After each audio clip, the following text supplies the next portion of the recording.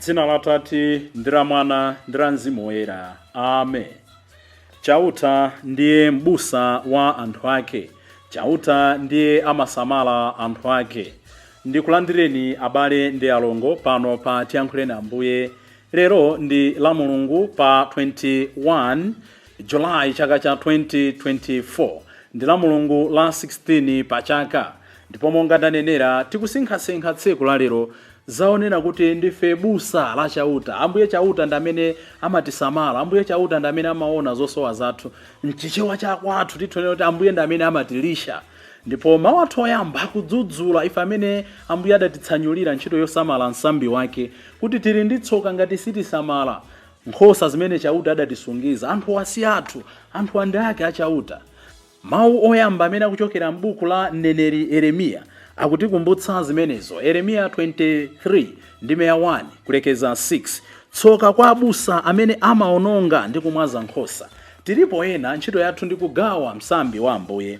Amene akutiwerengera mawu oyamba ndi a Sylvester Makondera, a Catholic Men Association, kuchokera ku Maria Mthandizi Parish mu Archdiocese ya Lilongwe. Ndipo salimo yathu ndi salimo namba 22, salimo yokoma kwambiri. Chauta ndiye m'busa wanga, sindidzaopa kanthu. Amatikonzera chakudya adani athu akuona. Zokongola kwambiri. Amatsitsimutsa moyo wathu. Mawu athu achiwiri pofuna kutionetsa kuti chifukwa choti chauta ndiye m'busa wathu akuti adatisandutsa tonse kukhala amodzi. Choncho palibenso Ayuda, palibenso akapolo, palibenso mfulu, palibenso achikunja, tonse ndife amodzi pamaso pa chauta. Chauta ndiye mtendere wathu, chauta ndiye mbuye wathu. Ndipo mawu athu achiwiriwa akuchokera mkalata ya Paulo yolembera a Efeso, mutu wathu ndime ya 13 kulekeza 18.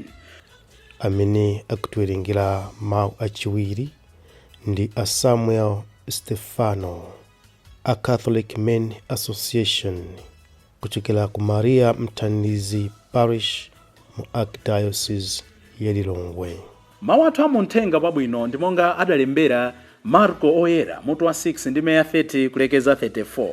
Anthu anali ngati nkhosa zopanda m'busa oziyang'anira. Amene akutiwerengera mawu amthenga wabwino komanso kutigawira mawu ndi Reverend Father Francis Damaseke, kuchokera ku Episcopal Conference of Malawi, ECM. Tiyenitu tsiku la lero tisinkhesinkhe limodzi. Mawu oyamba. Mawu ambuku la mneneri Yeremiya. Tsoka abusa amene amaononga ndi kumwaza nkhosa zapabusa panga. Akutero chauta. N'chifukwa chake chauta Mulungu wa Israeli ponena za busa oyang'anira anthu ake akuti, mwabalalitsa ndi kumwaza nkhosa zanga. Simudazisamale bwino. Choncho ndidzakulangani chifukwa cha machimo anu. Pambuyo pake mwini wakene ndidzasonkhanitsa nkhosa zanga zotsala kuzichotsa ku malo onse amene ndidazimwazira. Ndidzazibwezera ku busa la kwawo, ndipo zidzaswana ndi kuchuluka. Ndidzazipatsa abusa oziweta bwino. Sizidzaopanso kapena kuchita mantha kapena kusokera. Akubwera masiku pamene ndidzaphukitsira Davide nthambi yowongoka, imene idzakhala mfumu ya nzeru ndi yoweruza m'dzikomo mwachilungamo ndi mosakondera. Pa masiku akewo Yuda adzapulumuka, ndipo Israeli adzakhala pabwino. Adzamutcha dzina ili lakuti chauta ndiye chilungamo chathu. Mawu a Ambuye.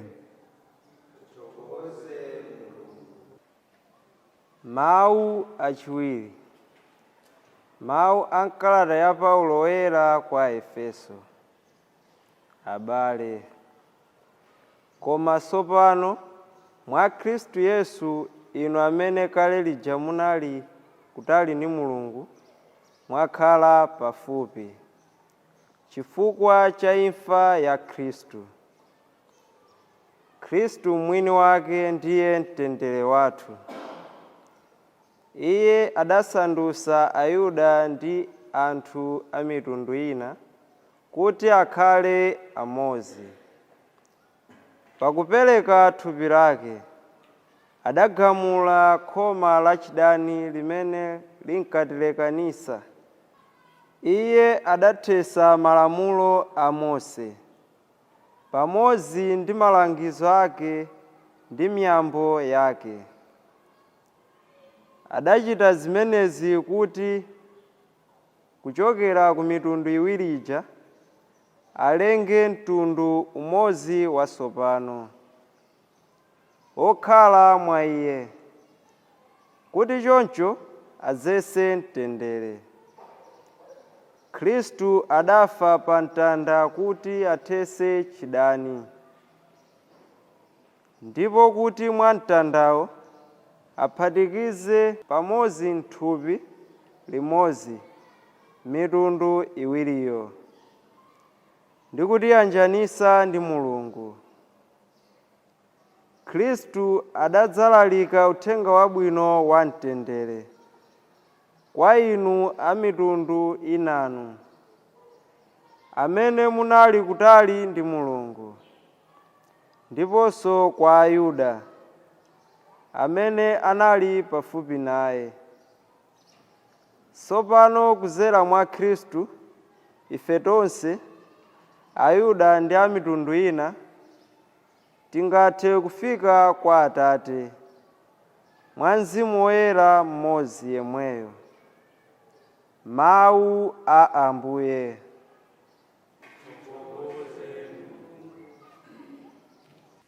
Ambuye akhale nanu. Mawu a Uthenga Wabwino monga adalembera Marko oyera. Ulemu kwa inu Ambuye. Mutu wa 6 ndime ya 30 kulekeza 34. Atumwi aja adabwerera kwa Yesu namufotokozera zonse zimene adachita ndi kuphunzitsa. Yesu adawawuza kuti tiyeni tipite kwatokha kumalo kosapitapita anthu kuti mukapumule pang'ono. Adatero chifukwa anthu anali piringu mwakuti iwo sankatha kupeza ndi mpata odyera omwe.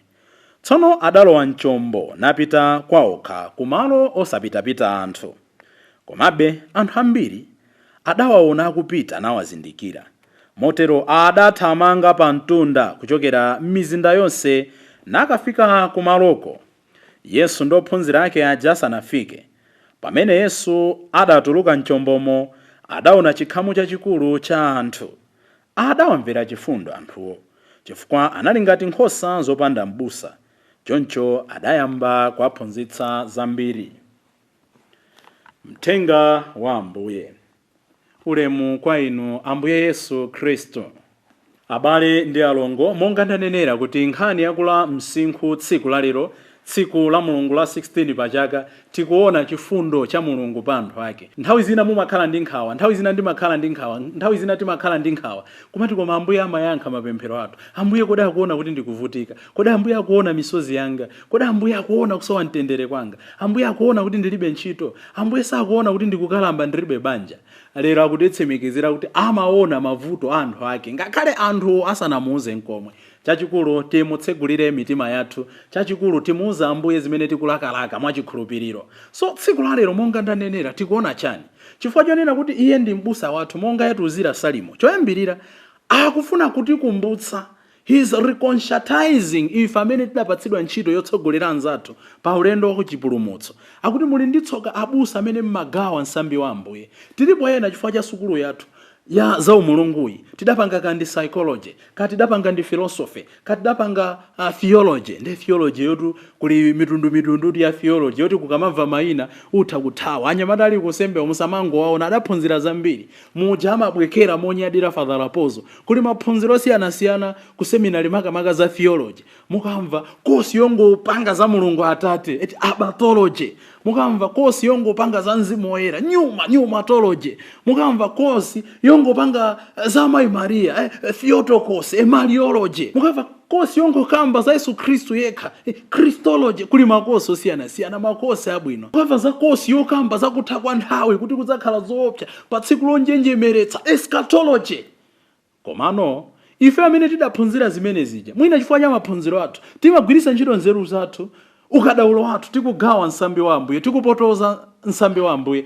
Ambuye akuti tili ndi tsoka chifukwa udindo waukulu umene adatipatsa ndoti tatengere anthu ku chipulumutso. Muja amanenera Yohane Maria Vianney Oyera akunena kuti wansembe sakapita yekha kumwamba, ngati ine ndikafike kumwamba muzindipempherera, akuti ndikakhala ndikakhulu kanga kamene ndikakafikitse kumwamba. Komanso ngati wansembe akafike ku Jehena akakhala ndikakhulu kake potengera ndi anthu ena amene amamutsatira zochitika zawo.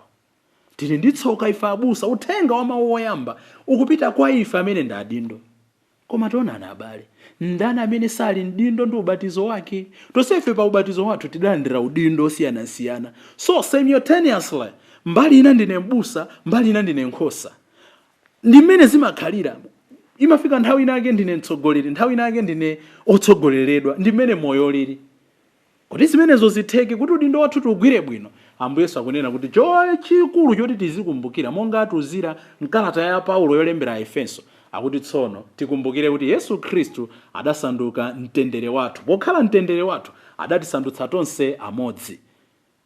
Anthu timagawana pa zifukwa za ndale, kumenyana ndithu, kuswana mpaka kuphana kumene zifukwa za ndale. Mbali naye namanena kuti ndife opemphera, amenewo ndi mashawi, ilo mbodza chabe, tikumnyengeza Mulungu, tikudzinyengeza ife tomwe. Koma ndani angathe kumnamiza Mulungu? Ife amene timakhulupirira kuti Yesu Kristu ndi Mbuye wathu, tikuyenera kuti pakati pathu pasakhale migawiko, pasakhale mipatuko, pasakhale kusankhana kuti awa nda chipani chakuti, awa nda DPP, awa nda UTM, awa nda MCP, awa ndi MCP eni, awa ndi chipani cheni. Ayi, we are one before Christ. Kusemphana maganizo kukhaleko pakati pathu, koma kusatipangitse mpaka kuchotserana moyo, kusatipangitse mpaka kuvulazana mbiri. Inde titha kusemphana maganizo, titha kugwirizana kuti wina alowere uko amoyo salekana, tizikumana mmakwalala mu Malawi ndo wamkulu. Iwo amene amakhulupirira Mulungu adziwe kuti ndi amodzi basi. Mawu amuthenga wabwino amene ndithu anyamulanso maphunziro ambiri a moyo wathu. Titha kusinkhasinkha zinthu zingapo zofunikira. Choyambirira chimene akutionetsa, akunena kuti ophunzira Ambuye Yesu atagwira ntchito ija adabwera nkumakapanga report mmene ntchito ayigwirira. Inu ndine, we must report our successes to Jesus. We must report our indifferences to Jesus. We must report kulephera kwathu kwa Ambuye Yesu ndi kumapempha chikhululukiro. Chachiwiri afuna atuonetse mbusa wabwinoyo, wotisamalayo, wotikondayo. Kunena kuti nthawi zina timaganiza kuti we can accomplish by our own powers. Ophunzira aja little did they know kuti akafika pamaso pa Ambuye awasamala yekha anthu aja. Amangoganiza monga adanenera pena paja kuti Ambuye auzeni kuno nkuthengo. Ayi, Ambuye afuna ationetse kuti iye ndi mphamvu zake ndi amene amakwaniritsa zosowa zina zilizonse zimene tingasowe mmoyo mwathu. Komano phunziro lalikulu limene ndikulipeza ine ndi zimene zikuchitika mmoyo mwa anthu awa. Atafika pamaso pa Ambuye akuti amangomutsatira Ambuye. Sanapemphe kuti tufuna chakudya, chimene adachita amangomvetsera zimene Ambuye akuphunzitsa, kenaka amamutsatira. Tikamamvetsera zimene Ambuye amatilangiza, kenaka tikamamutsatira Ambuye Yesu, iye amaona zosowa zathu. Muja ndinanenera mkati mwa Sabata, ambiri we think being in the presence of Jesus ndi kutokota zambiri, ndi kuyankhula zambiri. Ambuye mundione banja langa, Ambuye mundione mu usembe mwanga, Ambuye mundione mu ndale zanga, Ambuye mundione mu chakuti changa. Ayi, anthu aja they just presented themselves before the Lord. Chachikulu ndife kudzikhuthula pamaso pa Ambuye. Ataona mmene zikuchitikira Ambuye, adawamvera chisoni. Chifukwa akuti anali ngati nkhosa zopanda mbusa. So much so that adayamba kuachiritsa, so much so that adapatsa chakudya.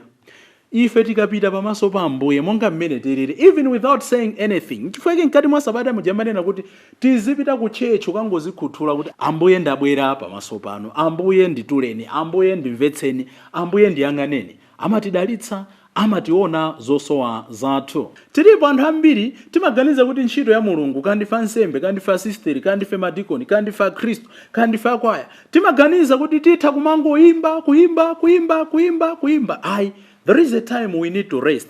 Inu bambo mfumu, inu mayi mfumu, inu bambo mthandizi, inu atumiki anzanga, sitingamangokhala kumangotumikira. Tikuyenera tizikhala ndi nthawi yopumula, tikuyenera tizikhala ndi nthawi yosinkhasinkha. Ndagwira bwanji ntchitoyi? Chifukwa kama tilimbikitsa tizikhala ndi mibindikiro. We are not machines.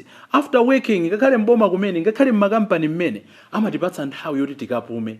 Tigwira Monday to Friday, ena Monday to Saturday, kena kama tilola kuti thupi likadzipange refresh, tikayambeso matsopano. We are not machines, brothers and sisters. The brain imaswekera kupumula, matupi athu amaswekera kupumula.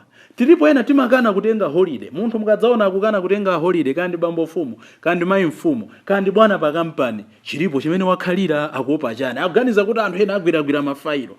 Find time to rest. Resting is good. You recreate yourself. Ambuye Yesu amauza tiyeni tipite tsidya lina tikapumule, tiyeni tipite tsidya lina tikapemphere.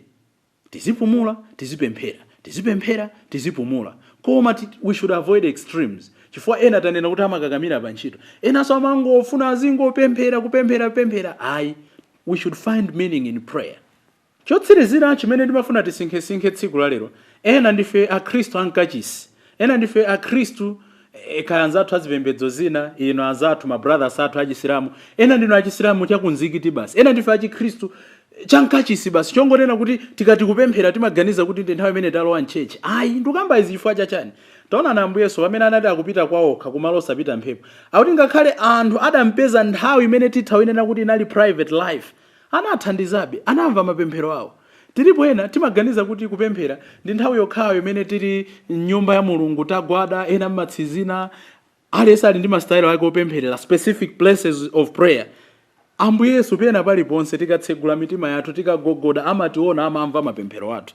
Anamvera chifundo, amakhala ngati nkhosa zopanda m'busa, koma anampeza ali pa njira ndophunzira ake, akupita kumalo akukapanga zinthu zina. Mulungu alibe malo opempherera, Mulungu alibe nthawi yonena kuti Mulungu timpeza 3 koloko ngati anenera abalaja amene mneneri Eliya adayamba kuwauza kuti limbikirani mwina Mulungu wanu akupumula kapena ali kogona. Ayi, every hour, every day, every minute, every second, every moment is good enough to pray to our God.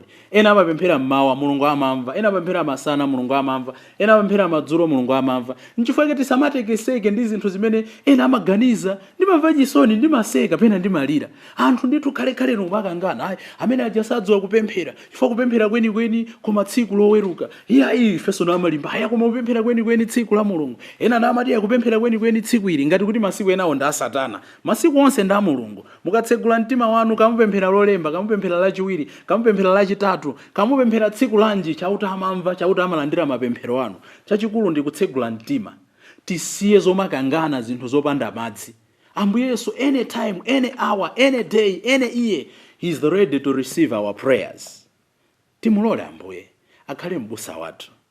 Ndipo tilole Salimo namba 23 ya tsiku la lero ititonthoze. Talira nthawi yayitali, tadandaula nthawi yayitali, tavulala nthawi yayitali, tatopa nthawi yayitali. God is saying, ine ndine m'busa wanu. Bwerani ndikutengerani ku madzi odikha kokapumulirako.